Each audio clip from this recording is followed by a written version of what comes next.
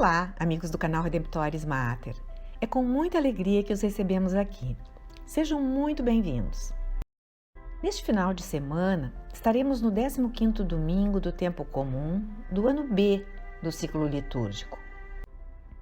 A Igreja nos propõe para reflexão o Evangelho de Marcos, capítulo 6, versículos 7 a 13. No último final de semana, tínhamos visto como Jesus foi rejeitado na sua cidade, Nazaré, e saiu para pregar nas aldeias vizinhas. O Evangelho de hoje se segue a esse e é o chamado dos apóstolos, muito importante para nós sob o ponto de vista da fundação da Igreja por Jesus e das orientações que ele mesmo deu, muitas vezes discutidas por estudiosos. A passagem é a seguinte: Então chamou os 12 e começou a enviá-los 2 a 2, e deu-lhes poder sobre os espíritos imundos. Ordenou-lhes que não levassem coisa alguma para o caminho, senão somente um bordão. Nem pão, nem mochila, nem dinheiro no cinto. Como calçado, unicamente sandálias, e que não se revestissem de 2 túnicas. E disse-lhes: Em qualquer casa em que entrardes, ficai nela, até vos retirardes dali. Se em algum lugar não vos receberem, nem vos escutarem, saí dali e sacudi o pó dos vossos pés em testemunho contra ele.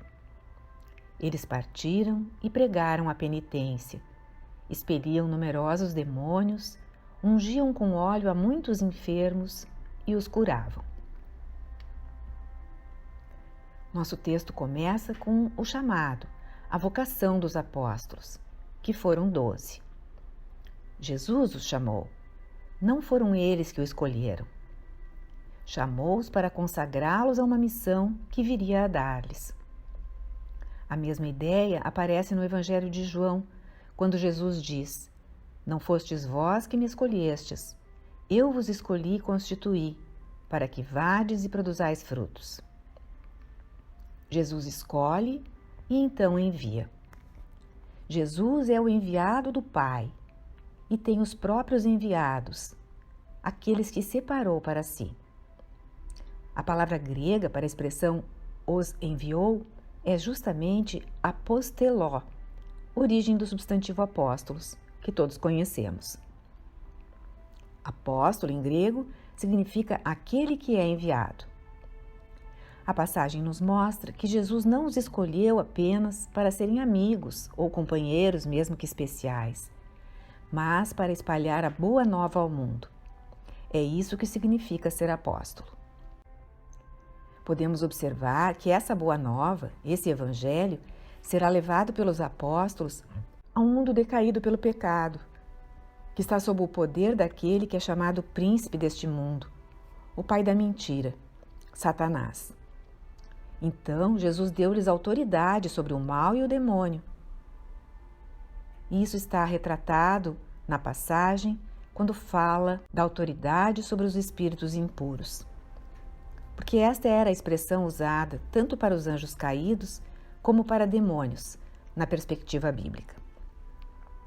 Portanto, assim como Jesus não é um homem comum, seus apóstolos tampouco são alunos comuns, já que ele lhes dá poder sobre os anjos, investe-os de sua própria autoridade divina sobre os anjos decaídos.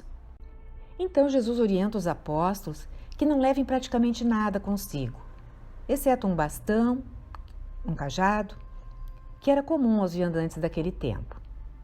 Nem dinheiro, nem pão, uma só túnica, sandálias. Ensina-lhes a abraçarem a pobreza e a simplicidade, confiando plenamente na providência divina. Deus é que proverá a água, a comida, o que for necessário. Aliás, o ministério público de Jesus foi exatamente assim. O primeiro e maior proclamador da Boa Nova assim andou e viveu nesta terra. Os apóstolos irão encontrar tanto aceitação como rejeição, e Jesus os instrui sobre como reagir. Permanecer na casa em que foram acolhidos, recebendo a hospitalidade das pessoas a quem se dirigem. Se não forem bem-vindos, se forem rejeitados, sacudir o pó dos pés e seguir adiante. Esse gesto testemunhará contra esses que não os acolhem. Todavia, eles devem prosseguir porque há muitos para quem proclamar a boa nova, evangelizar. É o método do próprio Jesus. Marcos descreve como ele anda de aldeia em aldeia, cidade em cidade, na urgência de levar a boa nova durante o seu curto ministério público, quer seja aceito ou não. Vemos que os apóstolos obedecem a Jesus. Saem, pregam, é a essência da missão que lhes foi confiada. O Papa Francisco, na exortação apostólica Alegria do Evangelho, nos instrui a retomar a ideia da pregação do querigma. Querigma é o primeiro anúncio do Evangelho. Não se pode ficar apenas na catequese, pois catequese é o desenvolvimento do ensinamento. Primeiro, é preciso ajudar a conhecer o Cristo, ter um encontro pessoal com Ele. Por outro lado, o coração da pregação cristã é o chamado ao arrependimento. João Batista preparou a vinda do Cristo exatamente pregando o arrependimento, de conversão do pecado e retorno a Deus.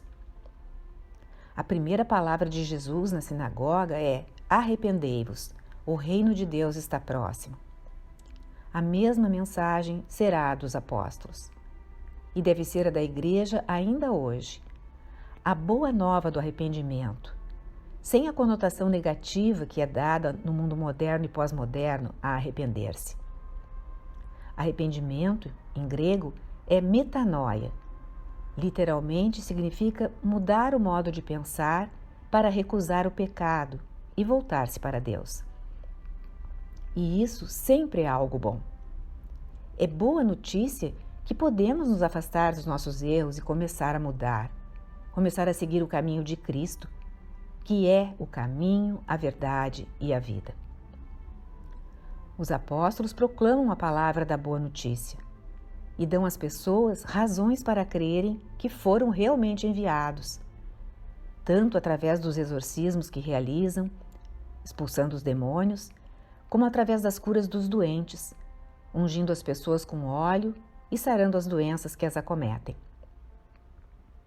Notemos que Jesus não dá somente poder aos apóstolos sobre os demônios, mas também sobre o sofrimento e a doença, capacitando-os com uma graça sobrenatural. De modo que exorcismos, pregação, curas são parte da proclamação da Boa Nova de Jesus Cristo. Este é o modelo apostólico de evangelização. Numa passagem tão curta da Escritura, vemos quanto está contido. E ainda há mais. No finalzinho da passagem, Marcos refere que os discípulos enviados ungiam com óleo a muitos enfermos e eram curados. Pregavam, expulsavam demônios, faziam milagres e também ungiam as pessoas com óleo, como parte de sua missão apostólica. Uma antecipação da unção dos enfermos, que é um dos 7 sacramentos instituídos por Jesus e que a Igreja Católica conserva, embora outras igrejas cristãs não o façam desde a Reforma Protestante do século XVI, que rejeitou os 7 sacramentos. Algumas dessas igrejas aceitaram 2 dessas realidades, batismo e Eucaristia. Outras também o matrimônio. Há muito debate sobre o que seriam exatamente os sacramentos de Jesus. Mas houve uma rejeição ampla da unção dos enfermos, alguns até entendendo que se trataria de uma prática supersticiosa ou mágica. Todavia, esse trecho da Escritura deixa claro que não se trata de uma criação posterior, pois os próprios apóstolos a praticavam.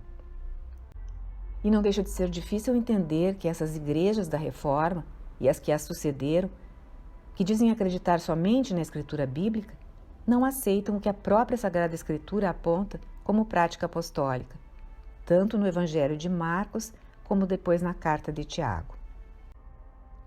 Os apóstolos ungiam com óleo de oliva, que é a tradução da palavra grega empregada no Evangelho de Marcos, elaion, o mesmo óleo que ainda é usado pela Igreja Católica, não apenas na unção dos enfermos, mas nos sacramentos do batismo, da confirmação ou crisma, da ordenação dos sacerdotes, todos os sacramentos que envolvem uma unção, porque os apóstolos enviados por Jesus o fizeram. Era parte do seu modo de agir e de sua missão. No século XVI, aconteceu o Concílio de Trento, que esclareceu e definiu a doutrina da Igreja sobre os 7 sacramentos, utilizando justamente este evangelho de hoje, Marcos 6, como um dos fundamentos bíblicos da unção dos enfermos. Encontramos isso em uma obra conhecida como Manual Symbolorum et Definitionum, cuja primeira edição é de 1854. Um manual que contém uma coleção dos principais decretos e definições dos concílios, a lista de proposições condenadas como heresias, etc. E começa com as mais antigas formas dos credos apostólicos. É uma espécie de compêndio oficial, contendo as maiores doutrinas e dogmas da Igreja, e é frequentemente citado no catecismo.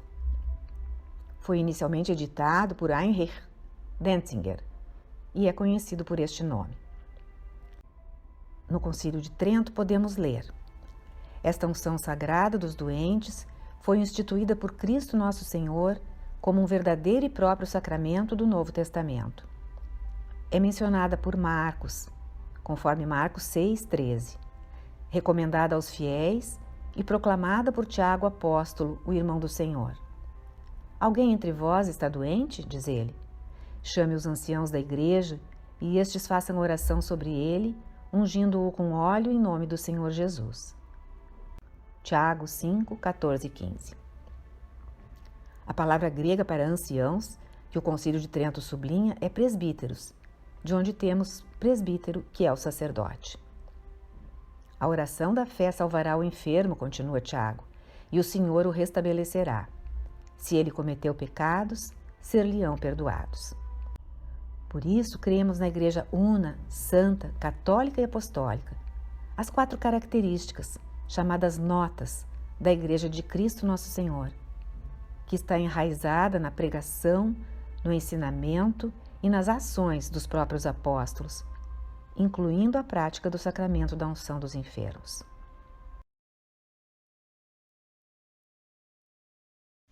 Que essa graça da bênção de sobre a sua vida, sua família. Em nome do Pai, do Filho e do Espírito Santo. Amém. Obrigada por ter acompanhado esta postagem. Se você gostou, clique seu like, inscreva-se no canal e acione o sininho para ser notificado de outras publicações.